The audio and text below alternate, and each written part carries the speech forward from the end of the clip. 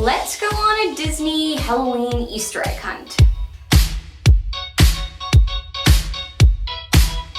Hey you guys, what's up? Welcome back to That Disney Girl. If you are new to the channel, my name's Alessa. I'm super glad you're here.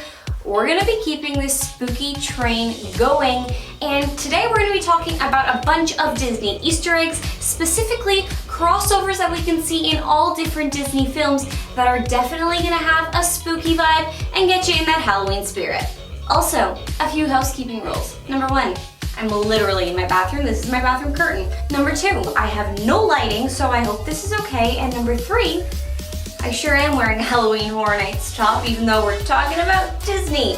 Let's move on from that fact and just say that it's all Halloween. Okay, so if you are a Disney fan, you are sure to know that there are tons of Easter eggs in all different Disney movies. Pixar has a whole fan theory going on, as well as other Disney films, and I'll definitely make videos of those in the future, but since we're approaching Halloween, I thought it would be really fun to pick out kind of the creepy ones, because there's a few. Okay, so I recently watched Princess and the Frog for the literal first time ever. I know, I'm a terrible Disney fan. But I found a few Easter eggs in that film, which is what kind of sparked my interest in creating these kinds of videos. And one of the ones that I found was going to be a Jack Skellington lookalike inside of the Shadow Man. So during the song when Dr. Facilier is conjuring up all of his friends from the other side, one of them definitely looks like the Pumpkin King himself. Also, there are a couple of graveyard scenes inside of The Princess and the Frog, and I saw online that a fan pointed out that one of these graveyard scenes looks exactly like Madame Leota's tombstone at the Haunted Mansion. I think it's a little bit up for discussion, but there is definitely a resemblance there. Okay, so did we know that Anna and Elsa's parents died before Frozen was even a thing?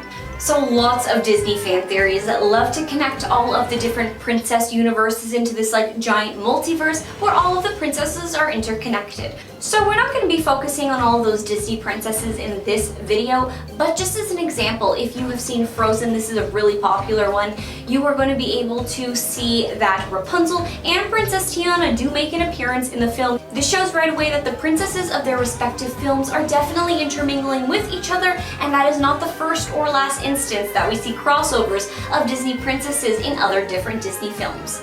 But in The Little Mermaid, if you see the shipwreck that Ariel spots at the bottom of the ocean, if we compare that to the shipwreck that we see in Frozen 2 after discovering exactly how Anna and Elsa's parents passed away, those ships look oddly familiar. I really don't think that the Walt Disney Company was thinking about Frozen when they made The Little Mermaid, but there's definitely a chance that the animation studio could have been thinking of The Little Mermaid when they created Frozen 2 to be able to create this fun Easter egg. Plus, we know Frozen takes place in Norway, of course, Epcot, and we know that The Little Mermaid takes place in Denmark, which are two places that are super close to each other, so the possibility of Ariel swimming her way over to this area is totally plausible. And if you don't think it's plausible, let us just keep going with that theory because it's super cool. And there's also something about Disney villains and the color green. Dr. Facilier, Ursula, Scar, Maleficent, they literally all have this green aura around them, so I guess in Disney terms, green is definitely the color of evil. Another kind of really weird Easter egg is gonna be in Brother Bear if you haven't seen this movie. It was actually pretty good. I saw it a long time ago when it was in theaters. During one of the fish hunt gathering scenes, they actually catch a clownfish which looks a lot like Nemo. I thought that this was actually kind of interesting because not only are you poking fun at the fact that Nemo is dead now, but it's also interesting to see how Disney did this in one of their films about a Pixar film, so it's kind of like the two different animation studios are rivaling each other. I don't know, that's me being petty, but we'd love to see it. Hercules has a bunch of different spooky elements to it. Let's start talking about them. Number one, there are going to be singing bus, which are just like the singing bus inside of the Haunted Mansion. I freaking love that so many rides are timed to the Haunted Mansion. It's amazing. Also, remember in The Lion King when Scar died? Well, in Hercules, we're actually going to see the kind of aftermath of that. Hercules actually uses a Scar mask at one point in the film, and then we see that Scar is a literal rug on the floor, so that's creepy, but also super well deserved because Scar killed his brother, and That's not cool, bro. If you have ever seen Inside Out, you know there's a certain castle that looks like another castle over in Disneyland. So in Inside Out, there's a castle called Imagination Land. Really good play on words there, Disney. And then we see a wrecking ball literally demolish it, which is like a total nightmare. That's probably the spookiest thing we could talk about, like a wrecking ball knocking Disneyland over. That is not something I ever want to see. I was actually talking to a friend about another theory for Imagination Land. So when you're at Epcot and you're riding Journey into Figment's imagination, you could be, you know, entering Imagination Land. And when you actually exit that ride, you used to be able to meet joy and sadness there, which is super interesting if we're kind of tying this world of Inside Out together. But again, that's just some like fun theories that I'm gonna throw up to the internet. Okay, we're gonna talk about Toy Story a couple of times in this video. The first one we're gonna discuss is the fact that the creators of Toy Story definitely had a super big love of The Shining because there are so many references in there. So there's this intercom on the desk when the monkey is watching the surveillance cameras, and that office itself is basically a replica of the office from The Shining.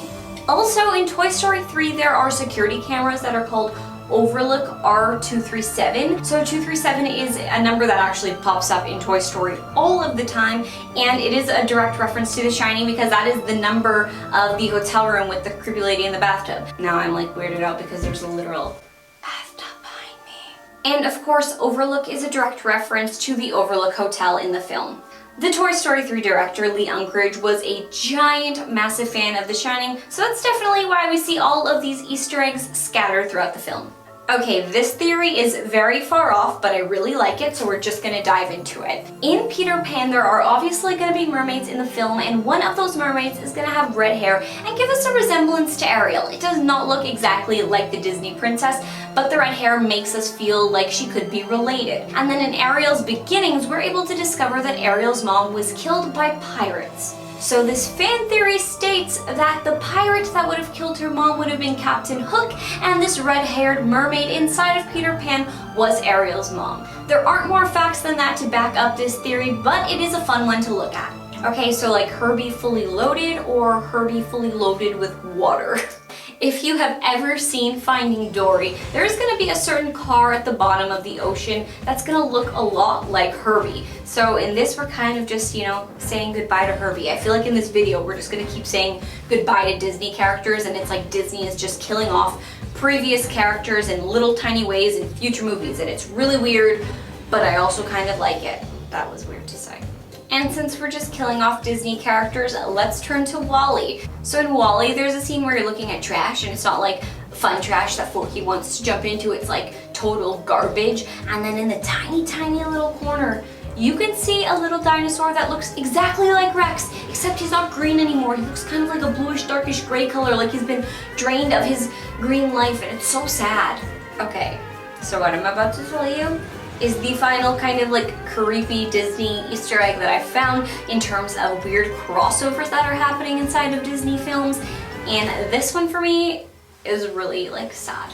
Okay, so in Toy Story 3, when Bonnie is playing in her bathtub with all of her toys, you're gonna notice a specific toilet seat covering that looks a lot like Sully. And this could just be a fun play on the Monsters, Inc. character, but if we look into Monsters, Inc., there is a scene in the first film when Arendelle is talking to Sully and saying that when humans capture the monsters, they skin them and then use them as toilet seat coverings. So, for Sully to be in Toy Story 3 as a skinned toilet seat covering, that's only proving Randall's theory about humans skinning monsters true, and that's really sad because that means that Sully would have to be dead.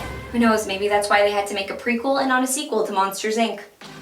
Okay, you guys, so that's it. Those are all of the weird Disney crossover spooky Easter eggs that I have for you. So if you enjoyed listening to them, make sure that you give this video a nice big thumbs up. If you have any other Easter eggs you want to talk about that I can reference in future videos, definitely comment them down below. I would really love to hear specific theories you have. That stuff like really gets me going. But of course, if you like talking all of this Disnerdy stuff, you gotta make sure that you subscribe to the channel. You won't know when those videos come out unless you subscribe, unless you listen to me right now, which is that I try to put a video out every single Sunday. But until next time, folks, keep getting into that spooky season. Happy freaking Halloween, and yeah, trick or treat. See you real soon. I don't know how to end this video. Boop.